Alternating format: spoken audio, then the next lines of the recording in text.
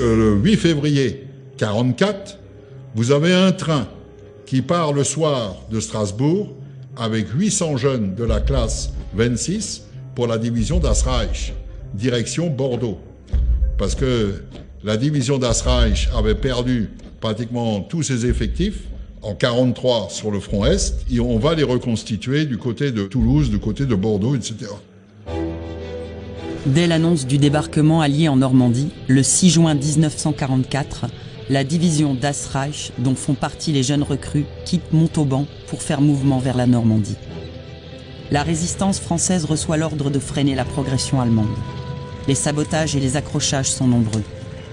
En représailles, les Allemands font régner la terreur selon des consignes données par la hiérarchie des SS. Le 9 juin, un jour avant Oradour, une vaste opération de représailles est menée à Tulle. 99 otages sont pendus suite à une attaque de maquisards. Le jour même, un officier allemand, le major Kempf, est capturé par la résistance. À Saint-Junien, près de Limoges, un régiment de la division Das Reich planifie une opération de grande envergure. Y a-t-il un lien entre l'enlèvement et Oradour-sur-Glane? L'action de la Das Reich n'est pas une simple réaction à des événements immédiats, c'est aussi une volonté donc de nettoyer une région de l'action du maquis en montrant aux populations que toute forme de soutien au maquis, toute même neutralité bienveillante à l'égard du maquis, entraîne des représailles de la part des Allemands.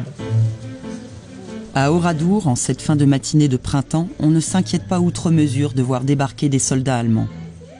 La pendaison de 99 innocents à Tulle, le 9 juin, n'est pas encore connue. Dans le village, on pense à un simple contrôle de routine d'une troupe sur le chemin de la Normandie où le débarquement a eu lieu 4 jours plus tôt. C'est un gros bourg rural, c'est à peu près 1500 habitants.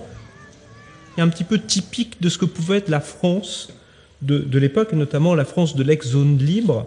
Beaucoup de femmes, proportionnellement, beaucoup d'enfants, des hommes adultes relativement rares, et puis il y a l'apport de toute une population.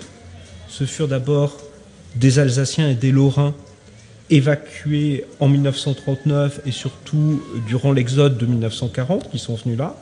Il y a des Espagnols, il y a des Italiens, il y a même quelques Allemands en hongrois.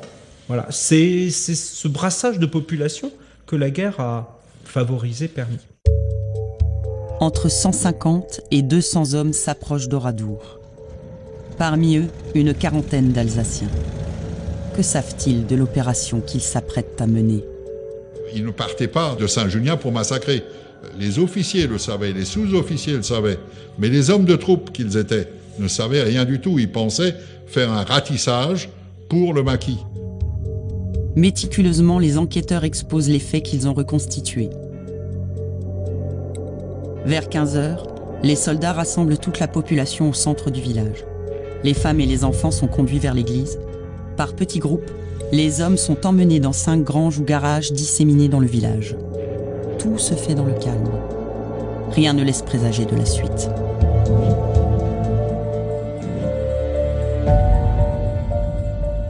Ils ne soupçonnaient pas ce qui allait se passer. Donc pour eux, c'est le traumatisme parfait, c'est-à-dire qu'on est bien, on mange, on parle, on travaille, et puis tout d'un coup, c'est l'horreur, presque tout le monde va être brûlé.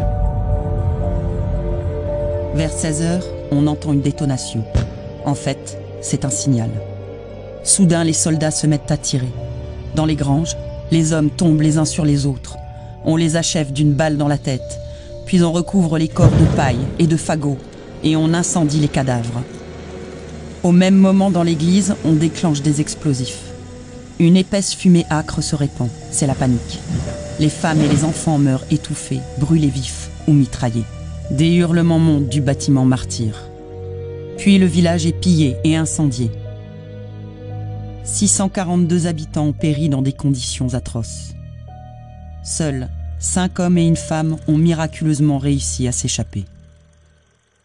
Les Allemands ont compris très vite qu'ils avaient fait une erreur en brûlant Oradour. Donc on minimise en quelque sorte la volonté donc de détruire de manière, j'ai envie de dire, gratuite ou quasi gratuite à un village, et de donner un autre sens à l'événement. La volonté de tuer ne fait aucun doute. On ne détruit pas un village en quelques heures sans l'avoir planifié. Mais les enquêteurs n'ont aucune preuve. Ce qu'ils savent en revanche, c'est que les Allemands ont tenté de faire porter la responsabilité du crime sur la résistance. Dans une note rédigée par un général allemand tout de suite après le massacre, il est demandé de faire circuler une seule version des événements. Les femmes et les enfants ont été rassemblés dans l'église pour leur sécurité, mais les terroristes ont placé un dépôt d'explosifs qui a pris feu pendant les combats et a déclenché une explosion qui a détruit l'église. La résistance à Oradour, si elle avait existé, elle aurait été vraiment isolée, parce qu'il faut faire plusieurs, peut-être pas dizaines de kilomètres, mais plusieurs kilomètres avant de trouver des maquis constitués. Ça aurait été un isolat, et ça paraît vraiment peu crédible. Qu'il y ait des gens qui individuellement aient fait de la résistance, ça c'est tout à fait possible, mais il n'y a pas de maquis. Les enquêteurs ont ouvert des pistes, mais les preuves manquent.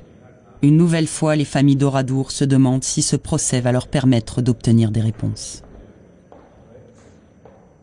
Dès le départ, l'affaire était mal ficelée. Étant donné qu'on n'avait pas de constatation balistique, étant donné qu'on n'a pas non plus d'expertise médico-légale, il n'y a pas eu d'autopsie des corps. On n'a même pas accepté une reconstitution sur les lieux. Lorsqu'on a affaire à un crime de cette ampleur, il faut tout minimum voir comment ça s'est passé sur les lieux. Dans n'importe quelle affaire, ça se fait.